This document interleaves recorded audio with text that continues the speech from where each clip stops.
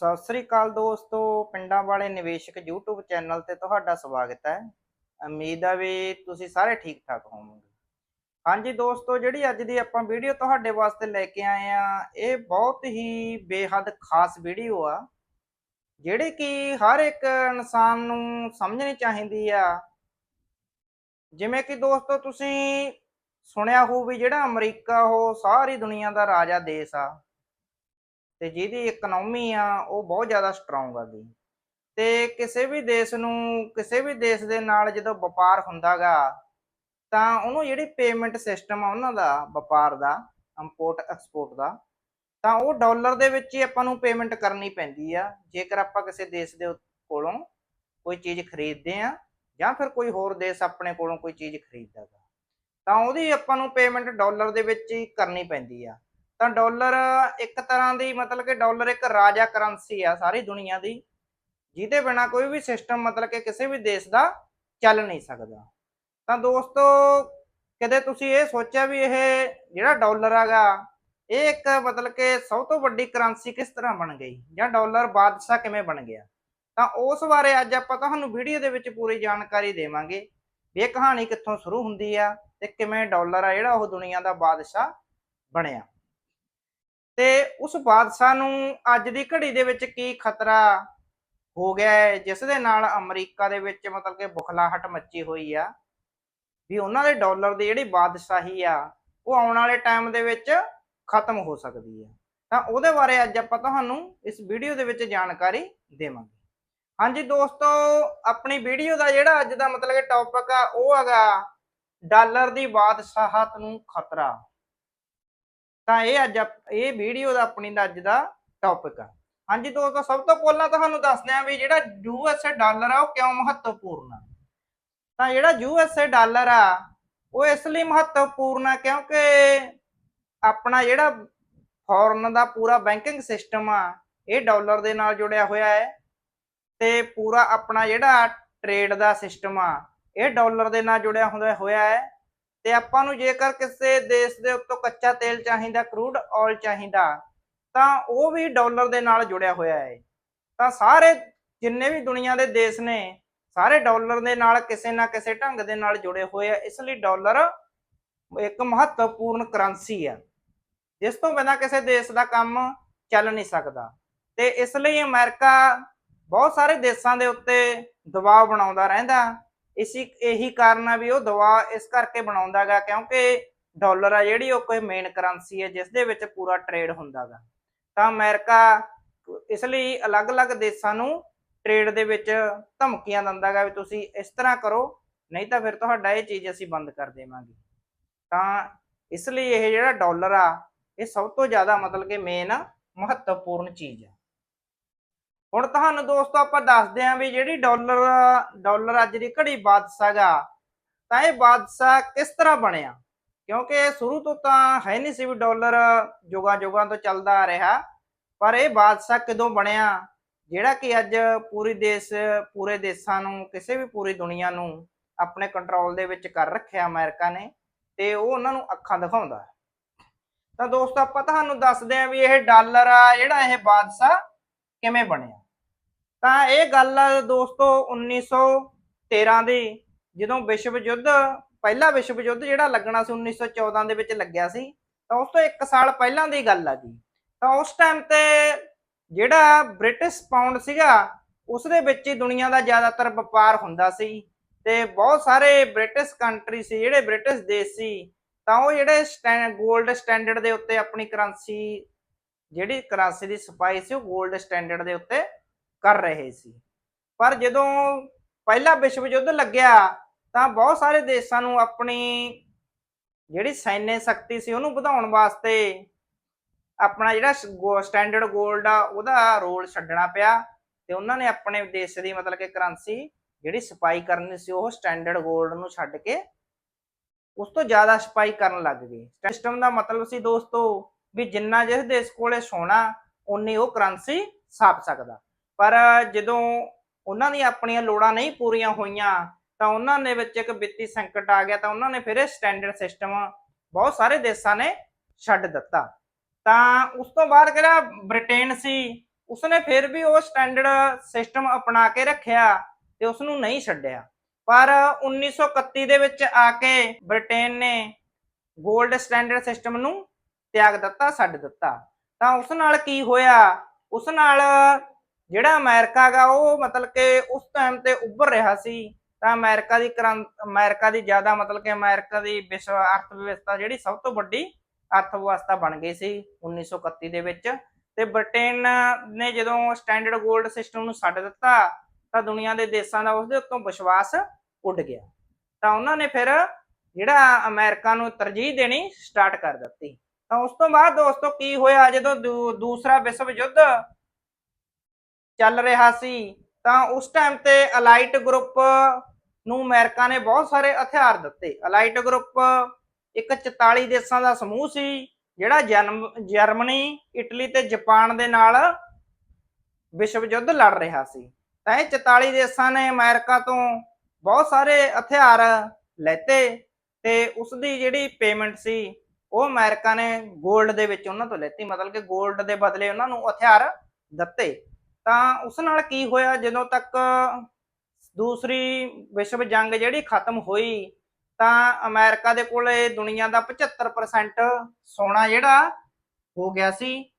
ਜਿਹੜੇ ਲੋਕ ਮਤਲਬ ਕਿ ਦੇਸ਼ਾਂ ਨੇ 44 ਦੇਸ਼ਾਂ ਨੇ ਉਹਨਾਂ ਨੂੰ ਹਥਿਆਰ ਖਰੀਦੇ ਤੇ ਸੋਨਾ ਦਿੱਤਾ। ਇਹਦਾ ਦੁਨੀਆ ਦਾ 75% ਸੋਨਾ ਜਿਹੜਾ ਉਹ ਅਮਰੀਕਾ ਦੇ ਕੋਲੇ ਜਮਾ ਹੋ ਗਿਆ ਸੀ 1944 ਦੇ ਵਿੱਚ,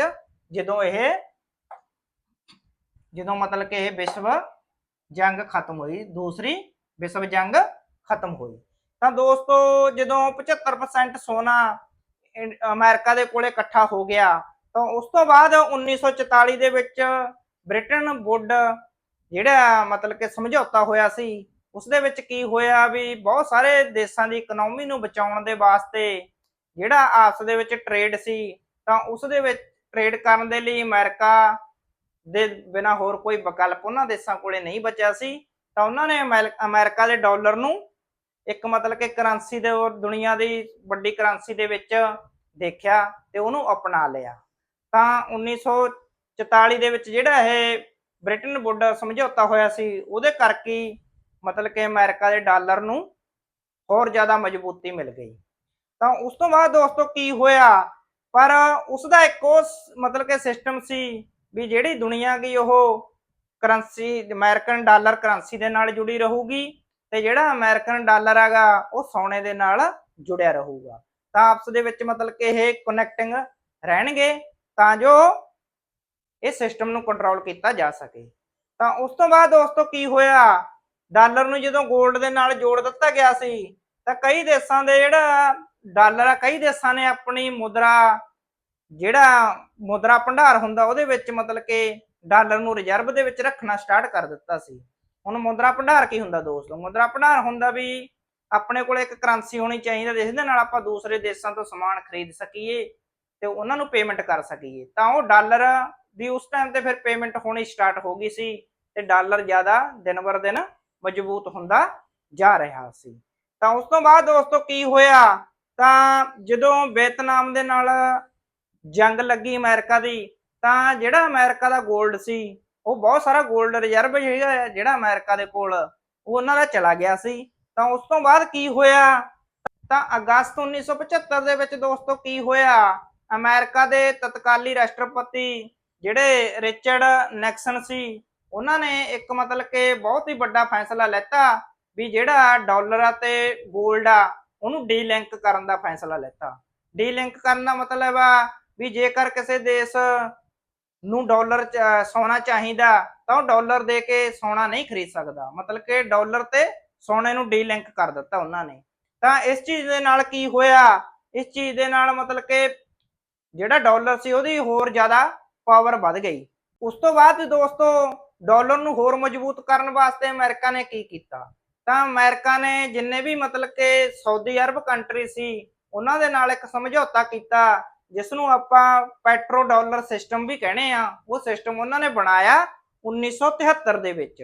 ਤਾਂ ਉਸ ਵਿੱਚ ਸਿਸਟਮ ਦੇ ਵਿੱਚ ਕੀ ਹੋਇਆ, ਉਸ ਸਿਸਟਮ ਦੇ ਵਿੱਚ ਸੀ ਵੀ ਕੋਈ ਵੀ ਦੇਸ਼ ਜਦੋਂ ਕੋਈ ਪੈਟਰੋਲ ਦਾ ਐਕਸਪੋਰਟ ਇੰਪੋਰਟ ਕਰੂਗਾ ਤਾਂ ਉਸ ਦੀ ਪੇਮੈਂਟ ਡਾਲਰ ਦੇ ਵਿੱਚ ਹੋਣੀ ਚਾਹੀਦੀ ਆ, ਨਾ ਕਿ ਉਹ ਦੇਸ਼ ਦੀ ਖੁਦ ਜਿਹੜੀ ਕਰੰਸੀ ਚੱਲ ਰਹੀ ਹੈ ਉਸ ਦੇ ਵਿੱਚ।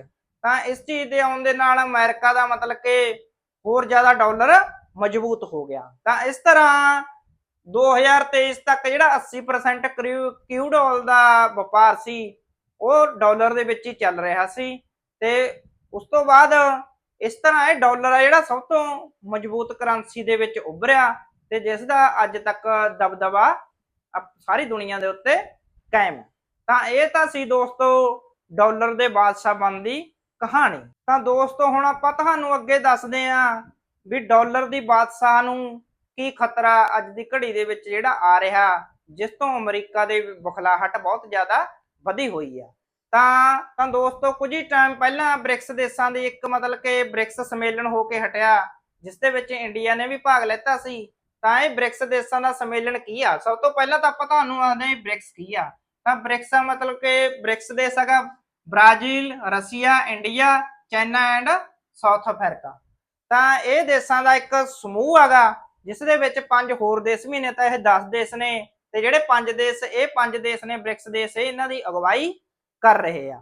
ਤਾਂ ਇਹਨਾਂ ਦੇਸ਼ਾਂ ਦਾ ਜਿਹੜਾ ਸੰਮੇਲਨ ਹੋਇਆ ਉਸ ਦੇ ਵਿੱਚ ਸਭ ਤੋਂ ਜ਼ਿਆਦਾ ਜ਼ੋਰ ਇਸੇ ਗੱਲ ਤੇ ਦਿੱਤਾ ਗਿਆ ਵੀ ਅਮਰੀਕਾ ਜਿਸ ਤਰ੍ਹਾਂ ਦੂਸਰੇ ਦੇਸ਼ਾਂ ਨੂੰ ਧਮਕਾਉਂਦਾ ਰਹਿੰਦਾ ਜਾਂ ਉਹਨਾਂ ਦੇ ਉੱਤੇ ਪ੍ਰੈਸ਼ਰ ਪਾਉਂਦਾ ਰਹਿੰਦਾ, ਤਾਂ ਉਸ ਚੀਜ਼ ਨੂੰ ਕਿਵੇਂ ਘੱਟ ਕੀਤਾ ਜਾ ਸਕੇ। ਤਾਂ ਇਹਨਾਂ ਦੇਸ਼ਾਂ ਦੇ ਵਿੱਚ ਇੱਕ ਮਤਲਬ ਕਿ ਬ੍ਰਿਕਸ ਕਰੰਸੀ ਦਾ ਇੱਕ ਮਤਲਬ ਕਿ ਵਿਚਾਰ ਉੱਠਿਆ।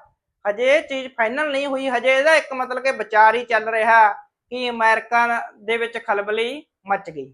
ਤਾਂ ਅਮਰੀਕਾ ਨੇ ਕਿਹਾ ਵੀ ਜੇਕਰ ਕੋਈ ਬ੍ਰਿਕਸ ਦੇਸ਼ ਅਮਰੀਕਾ ਦੇ ਵਿਰੁੱਧ ਕੋਈ ਪਾਲਿਸੀ ਬਣਾਉਣਗੇ ਜਾਂ ਫਿਰ ਕੋਈ ਦੇਸ਼ ਉਹ ਪਾਲਿਸੀ ਦਾ ਸਮਰਥਨ ਕਰੂਗਾ ਤਾਂ ਅਮਰੀਕਾ ਉਹਦੇ ਉੱਤੇ 10% ਐਡੀਸ਼ਨਲ ਟੈਰਿਫ ਲਗਾ ਦੇਵੇਗਾ। ਤਾਂ ਅਮਰੀਕਾ ਨੂੰ ਡਰ ਹੈ ਵੀ ਕਿਤੇ ਬ੍ਰਿਕਸ ਕਰੰਸੀ ਆਉਣ ਦੇ ਨਾਲ ਜਿਹੜੀ ਡਾਲਰ ਦੀ ਬਾਦਸ਼ਾਹ ਉਹ ਕਿਤੇ ਖਤਮ ਨਾ ਹੋ ਜਾਵੇ। ਤਾਂ ਦੋਸਤੋ ਕਿਉਂਕਿ ਬ੍ਰਿਕਸ ਦੇਸ਼ਾਂ ਦਾ ਬਹੁਤ ਜ਼ਿਆਦਾ ਮਹੱਤਵ ਆ। ਜਿਹੜੇ ਬ੍ਰਿਕਸ ਦੇਸ਼ ਨੇ ਉਹਨਾਂ ਦਾ ਮਤਲਬ ਕਿ 46% ਦੁਨੀਆ ਦੀ ਪਾਪੂਲੇਸ਼ਨ ਜਾਂ ਆਬਾਦੀ ਹੈ ਇਹਨਾਂ ਦੇਸ਼ਾਂ ਦੇ ਵਿੱਚ, ਤੇ 40% ਜਿਹੜਾ ਆਇਲ ਜਾਂ ਫਿਰ ਤੇਲ ਹੈਗਾ, ਤੇਲ ਦਾ ਵਪਾਰ ਇਹ ਦੇਸ਼ ਕਰਦੇ ਆ। 40% ਦੁਨੀਆ ਦੇ ਤੇਲ ਦਾ ਇਹ ਦੇਸ਼ ਵਪਾਰ ਕਰਦੇ ਆ ਤੇ 28% ਦੁਨੀਆ ਦੀ ਜੀਡੀਪੀ ਦਾ ਹਿੱਸਾ ਹੈਗਾ ਇਹਨਾਂ ਦੇਸ਼ਾਂ ਦਾ।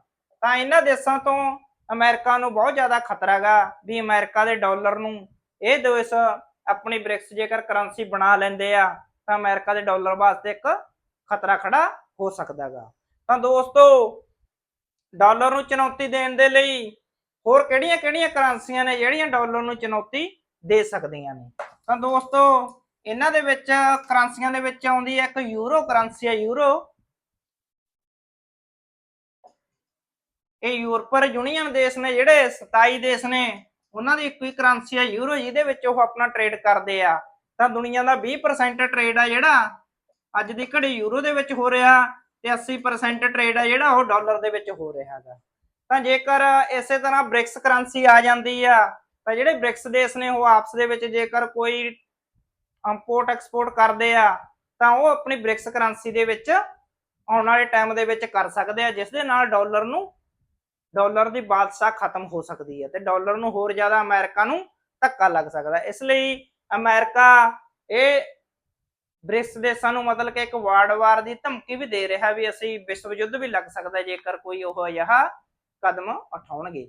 ਤਾਂ ਪਰ ਇਹ ਦੇਸ਼ਾਂ ਨੂੰ ਇਹ ਕਦਮ ਉਠਾਉਣ ਦੀ ਇਸ ਟਾਈਮ ਤੇ ਜ਼ਰੂਰਤ ਦਿਖਾਈ ਦੇ ਰਹੀ ਆ, ਕਿਉਂਕਿ ਅਮਰੀਕਾ ਦੂਸਰੇ ਦੇਸ਼ਾਂ ਦੇ ਉੱਤੇ ਆਪਣਾ ਬਹੁਤ ਜ਼ਿਆਦਾ ਦਬਾਅ ਬਣਾ ਰਿਹਾ ਹੈਗਾ।